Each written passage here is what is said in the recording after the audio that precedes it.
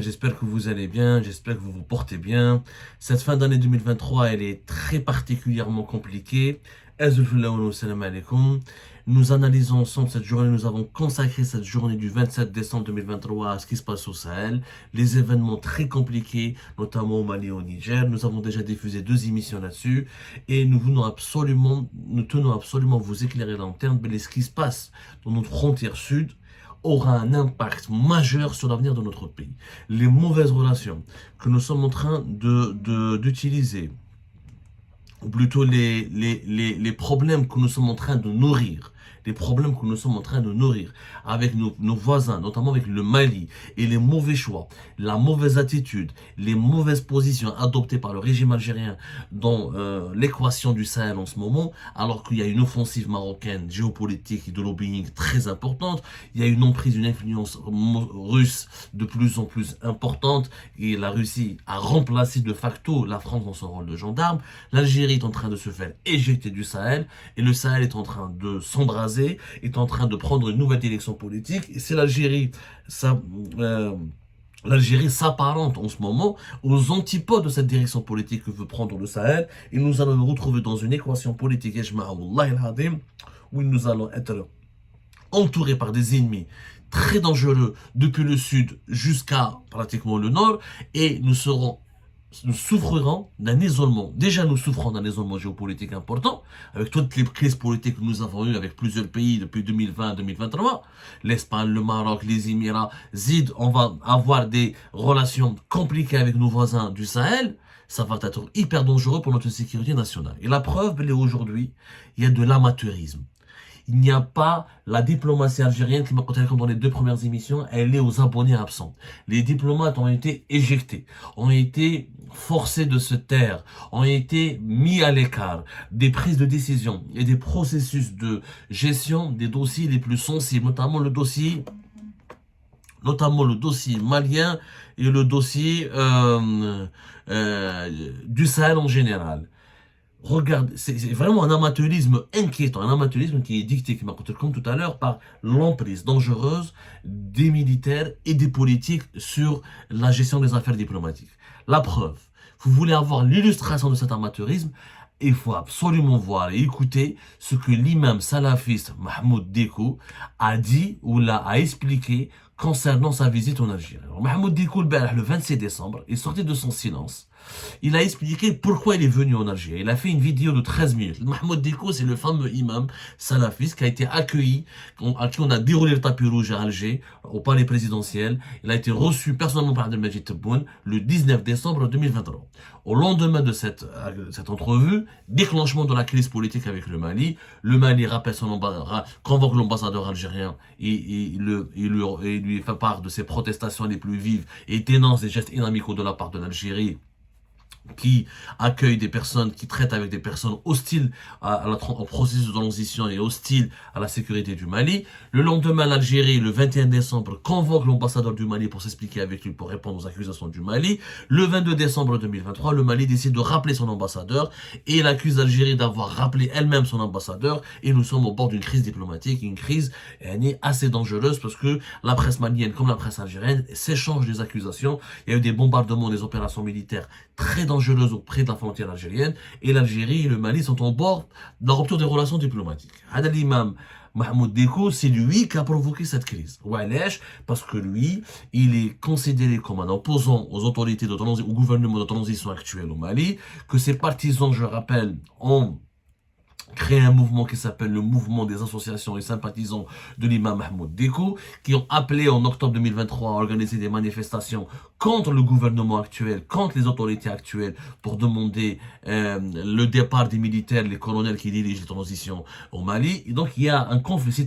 L'imam Dekou, c'est un opposant malien, il a un problème avec les autorités et les dirigeants de son pays, et l'Algérie l'a accueilli, lui a déroulé le tapis rouge. C'est comme si demain, Ali Belhadj ou Lamel Abalish ou un autre opposant algérien qui est radicalement opposé au régime algérien, est invité au Maroc, ou là en Tunisie, ou là en Libye, ou là dans un pays voisin de l'Algérie.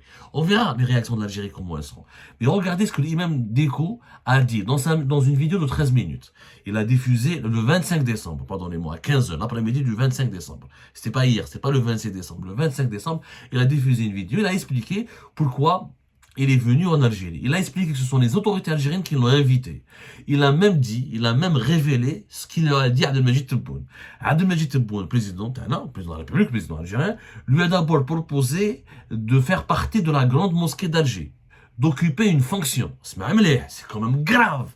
C'est quand même extrêmement grave. Il y a l'opposant le plus radical dans ton pays voisin qui veut renverser le pouvoir, dont les partisans appellent à des manifestations. C'est le premier opposant de l'autorité de transition au Mali et qu'il a des problèmes directs avec les colonels maliens, avec l'armée malienne, qui dirige des opérations militaires pour retrouver sa souveraineté, qui quand même, il y a un problème politique interne au Mali. Dans un problème politique interne chez ton voisin, tu l'invites et tu lui donnes un poste honorifique dans la grande mosquée d'Alger. En plus, donc, le passé, c'est un imam Déco. C'est un imam très dangereux. C'est un salafiste. Officiellement, il se dit contre les djihadistes, mais il passe son temps à défendre les djihadistes. Il a des prises de position arriérées, conservatrices, très dangereuses contre la modernité. Donc, Abdelmadjid Tebboune, je connais l'idée, c'est lui qui le dit dans sa vidéo. Mais l'imam Mahmoud Déco dit lui-même, il y a eu deux raisons. La première raison, c'était que Abdelmadjid Tebboune voulait lui proposer un poste au sein de la grande mosquée d'Alger. Le président algérien m'a parlé de la grande mosquée d'Alger, la plus grande d'Afrique. Le président algérien souhaitait me donner une place dans cette mosquée qui est aussi un grand centre de conférence sur les questions de la religion. La seconde raison de mon invitation, le président Tebboune avait souhaité que les armes se taisent à jamais dans le nord du Mali après la prise de Kidal. Il a donc invité toutes les parties qui peuvent jouer un rôle dans le dialogue. Certains ont refusé le dialogue quand ils ont su que je devais venir en Algérie. C'est l'imam Mahmoud Déco qui le dit dans sa vidéo. C'est quand même extrêmement grave ce que fait l'Algérie. Imaginez, le Mali ou le Maroc ou n'importe quel pays va donner un poste à l'Ibn Hajj dans un centre de réflexion, dans une grande mosquée. Comment l'Algérie pourrait le percevoir? Comment les dirigeants algériens, la crise n'est pas résolue? Normalement, tu joues le rôle de l'arbitre. Marakmen. T'as tué tu essaies ou tu fais le médiateur, ou tu essaies d'accompagner les autorités en place pour trouver une solution définitive, ou là tu essaies d'accompagner, de jouer le rôle du médiateur. Mais tu ne prends pas parti. Quand tu invites, tu honores un opposant qui appelle au renversement du gouvernement de transition et qui critique ouvertement les militaires et qui a des problèmes directs avec les militaires de ton pays voisin, et tu veux lui donner un poste dans la plus grande mosquée d'Afrique, comme tu dis toi-même, elle est dans la plus grande mosquée d'Alger, ça veut dire que tu es en train de vouloir le séduire, le financer ou le soutenir. Ça veut dire que tu es en train de l'appuyer contre les autorités de ton pays, de ce pays voisin. C'est-à-dire que l'Algérie a voulu donc parrainer l'imam Mahmoud Déco contre le gouvernement de transition au Mali. Donc c'est une agression. C'est normal que les Maliens se sentent agressés. Changeons les rôles. Comment l'Algérie aurait réagi si la France aurait proposé un poste à Ali Belhadj dans la grande mosquée de Paris? Comment l'Algérie aurait réagi? Comment nous, les Algériens et les Algériens, aurions pu réagir? Mais c'est une grave erreur. C'est une extrême grave erreur. Et Mahmoud Déco, il a confirmé que d'autres parties prenantes, certainement des représentants du gouvernement malien, qui étaient invités à Alger, qui devaient voir Tebboune pour parler de la paix. Les Maliens ont toujours écouté l'Algérie en ce qui concerne la paix. Assimi Goïta, malgré tout ce qu'on peut lui reprocher d'être le colonel qui dirige l'autorité de transition, il a toujours eu des rapports. Il n'était pas un grand ami de l'Algérie, mais il a toujours respecté l'Algérie, il a toujours écouté l'Algérie. Et l'accord de paix, il était d'accord jusqu'à un certain point. Maintenant que les autorités maliennes sont appuyées par la Russie, armées par les Russes, accompagnées par le groupe Wagner, etc., par les professionnels de la guerre, par les experts du groupe Wagner, il se dit, je ne veux pas négocier avec tout le monde, je veux d'abord reconquérir mon territoire, et après je négocie. C'est comme si l'Algérie Elle était elle-même en guerre contre le terrorisme, mais il y a des régions entières en Algérie qui ne sont pas contrôlées par son pays, par l'État algérien, mais on demande à l'État algérien d'abord de négocier et de renoncer au contrôle de son territoire. C'est de jamais vu. Donc Assimi Goïta et les autres colonels maliens, leur position, elle est légitime, elle est compréhensible. Quand ils ont pris Kidal, Kidal, elle échappait au contrôle de l'État malien depuis 2013. Quel pays pourrait accepter qu'une ville de son nord, du nord de son territoire échappe à son contrôle? On parle de minorités. Les Touaregs ne sont que 900 000 au Mali. Est-ce que cela justifie qu'ils contrôlent des villes entières, une région entière? Et les Touaregs font partie prenante du Mali. L'Algérie a toujours été d'accord, a toujours défendu l'unité territoriale du Mali. Quand on parle d'unité territoriale, ça veut dire que les institutions maliennes doivent contrôler cette unité territoriale. Ça veut dire que l'armée malienne est dans son droit de vouloir contrôler son territoire et de vouloir imposer la sécurité. Haouch قالوا les colonels maliens. ما قالوش حنا on est contre l'Algérie ou on veut faire la guerre à l'Algérie. Nous voulons protéger notre pays. Et quand tu invites un imam Déco, tu lui donnes un poste à la grande mosquée d'Alger. L'imam Déco, regardez ce qu'il a déclaré. En 2012, il était d'accord avec des négociations avec les terroristes à Ansar ad-Din. Ansar ad-Din, comme par hasard, c'est quelqu'un de très proche de Iyad Agrali, qui est, on le dit 1000 fois, l'Algérie a toujours été accusée de le soutenir, de le parrainer, de l'aider, etc. L'Algérie a toujours nié ça, mais il y a tellement de sources et d'informations qui accusent l'Algérie d'entretenir un contact avec Iyad Agrali que ça devient très, très sulfureux, que l'Algérie devrait mettre un terme définitivement à ce bourbier ou de faire preuve de transparence, ou d'arrêter Iyad Agrali s'il passe par l'Algérie, ou de prendre ses distances vis-à-vis de ce terroriste. Parce que ça reste un terroriste. Il y avait un attentat terroriste, je vois l'imam Déco, comment il réfléchit. Hadan me donne un poste pour la grande mosquée d'Alger. Le 25 novembre 2015, il y avait un attentat dans un hôtel à Bamako du Radisson Blu. C'est un attentat qui à l'époque, il a fait beaucoup de ravages. Il y avait 22 morts. C'était revendiqué par El Morabeton, les terroristes algériens, Belmokhtar, Omar Belmokhtar. C'est ça Belmokhtar. Je ne vais pas me tromper, Belmokhtar, c'est ça. Celui qui a fait Tegentori, Mokhtar Belmokhtar. Celui qui a réalisé l'opération de Tegentori, en 2012. Exactement, voilà. شوفوا واش قال laissez-moi juste vérifier باش ما نغلطوكمش يا جماعه شوفوا واش قال يا جماعه voilà 2013 non 2012 شوفوا واش قال c'était en 2013 janvier 2013 موراها 2 ans plus tard il y avait l'attentat du Radisson Blu تاع في Bamako, l'un des hôtels les plus importants de Bamako. واش قال l'imam هذا محمود ديكو. Les terroristes nous ont été envoyés par Dieu pour nous punir de la promotion de l'homosexualité importée de l'Occident et qui prospère dans notre société. C'est grave. Yani, il a justifié un acte terroriste.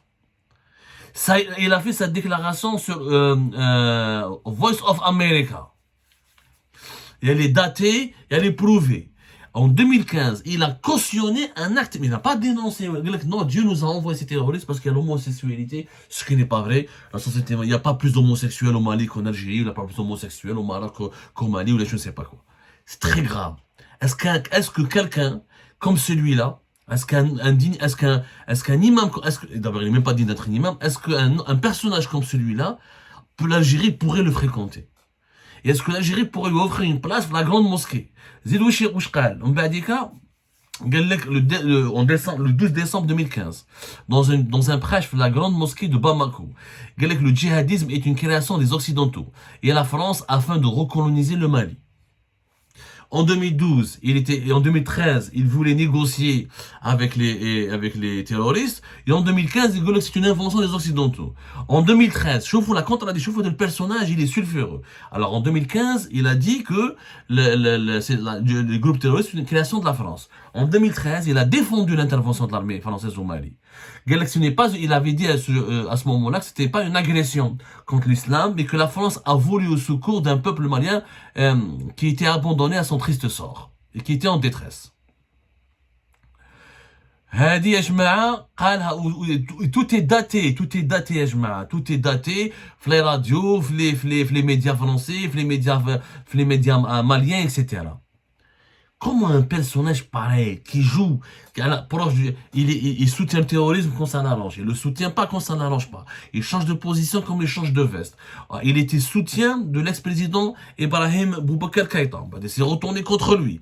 Au Darayli, il était parmi le parrain des manifestations qui ont mené en juin jusqu'à août 2020 à la chute de l'ex-président malien. Badika Djabha, il était d'accord avec la transition. Maintenant, il n'est plus d'accord avec la transition. Il critique la transition. Ou Qalha dans sa vidéo, la vidéo Théo, il parle de la situation politique. Il parle, il explique tout, il raconte, il a donné tous les détails sur sa visite en Algérie. Tous les détails. Il n'y a pas un détail, les maqallaj. Voilà. J'ai quitté le Mali pour Dubaï, où je suivis un traitement de 15 jours. C'est là-bas que j'ai été informé par le président algérien que souhaitait s'entretenir avec moi. Donc il était à Dubaï, où il se noyait. Et il se soignait chez les Émiratis. L'Algérie considère les Émirats comme son ennemi. À aucun moment, malgré que les Émiratis ils vont le manipuler. Mais il y a les contradictions des autorités algériennes. Voilà, j'étais informé que le président algérien souhaitait m'entretenir avec moi. Il désirait que je me rende directement de Dubaï en Algérie. Donc les Algériens, c'était urgent. Les autorités algériennes voulaient le voir Mahmoud Dekou en toute urgence, ce que je n'ai pas accepté, car je voulais voir d'abord ma famille, mes amis, mes collaborateurs pour les rassurer sur ma situation de santé. Je suis retourné au Mali, sur place, j'ai reçu 2 appels. Lors du premier, 2 appels de la part de l'Algérie. J'ai demandé de la patience, et lors du deuxième, j'ai réitéré ma réponse. L'Algérie a continué d'insister, elle voulait absolument le voir, Madame Mahmoud Dekou. C'est quand même extrêmement grave. Notre pays, tous les réseaux qu'on avait, tous les contacts qu'on a au Sahel, toute l'influence qu'on avait au Sahel, on a été réduit à supplier un imam salafiste dangereux, qui a des positions dangereuses, qui a une pensée dangereuse. Vous pouvez voir son parcours, comment il a pris le contrôle du Haut Conseil islamique au Mali, comment il a lutté contre comment il a lutté contre la modernisation des lois maliennes. Ouais, je vois le parcours Théo, ses relations avec les mouvements djihadistes, parce que ouais, il a servi, effectivement, il a servi de médiateur.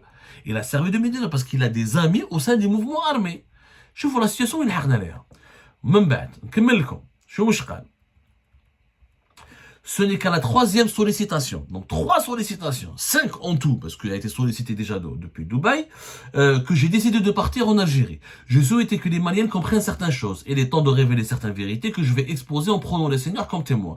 Dieu sait que je ne trahirai jamais mon pays, car tout ce que je possède lui est redevable. Une chose m'échappe. Quel tort ai-je causé à ceux qui dirigent actuellement le Mali?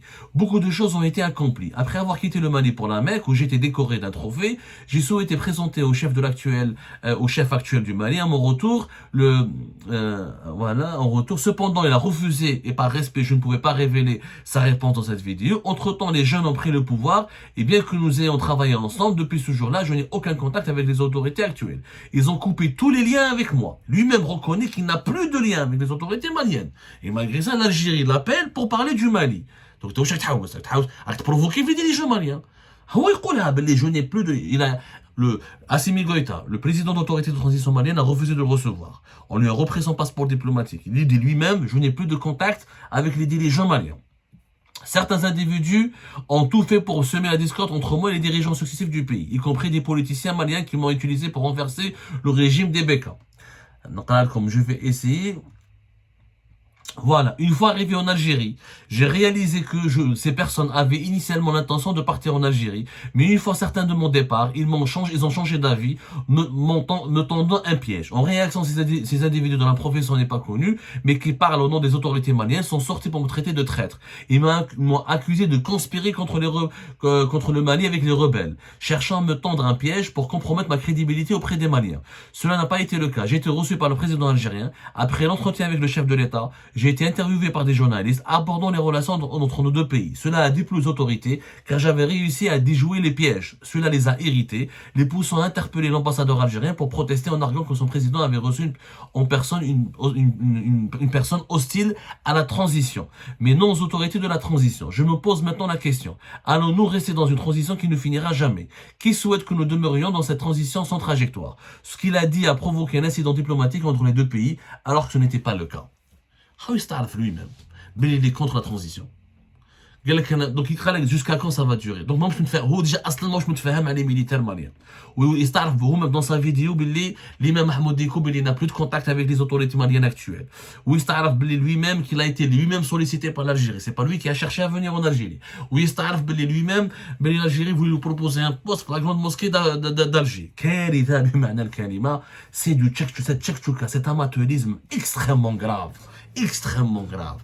Un pays de la part du prestige de l'Algérie qui se rabaisse à supplier un imam salafiste qui est totalement rejeté par les autorités de son pays et qui est mis à l'écart et qui est soupçonné de vouloir renverser le gouvernement actuel parce qu'il le dit même, il n'est pas d'accord avec la transition. Donc, pourquoi l'Algérie invite quelqu'un qui n'est pas d'accord avec les autorités de son pays et qui est l'opposant numéro 1 des autorités de son pays et qui est accusé, qui n'a plus de contact avec les autorités de son pays? Qu'est-ce qu'elle espérait l'Algérie donc à travers Mahmoud Dicko? Qu'est-ce qu'elle espérait? N'importe quelle analyse intelligente, il dit que l'Algérie est dans un piège. C'est un piège. Parce qu'il pensait que les représentants du gouvernement malien allaient venir. Ils ne sont pas venus. Donc c'est un piège. Qui a tendu ce piège? Qui a tendu ce piège? C'est l'amateurisme de nos dirigeants algériens qui a rendu ce piège possible. C'est extrêmement grave ce que Mahmoud Dicko a révélé sur les coulisses de sa visite en Algérie, de son entrevue avec Majid Tebboune. Cela fait de notre pays un pays qui a perdu toute crédibilité. Quand la grande Algérie, leader, pays respecté sur le continent africain, pour ses valeurs, pour son intégrité, pour son passé prestigieux, pour sa capacité à faire de la médiation, à trouver des solutions, il se rabaisse à supplier un imam salafiste qui a soutenu, cautionné des actes terroristes. Il lui propose un poste à la grande mosquée d'Alger et essaye ensuite de l'utiliser pour trouver un accord avec les dirigeants maliens alors que lui-même n'est pas en contact, n'a plus de contact. Moi, j'essaie de trouver un interlocuteur qui est proche des autorités maliennes, mais si je ramène un opposant radical qui n'a plus de contact avec les autorités maliennes et j'essaie de le convaincre de m'aider à trouver un accord de paix au Mali, ça n'a aucun sens. C'est une provocation, une agression contre la souveraineté du Mali, une erreur fondamentale. Et les responsables de cette erreur devront rendre des comptes.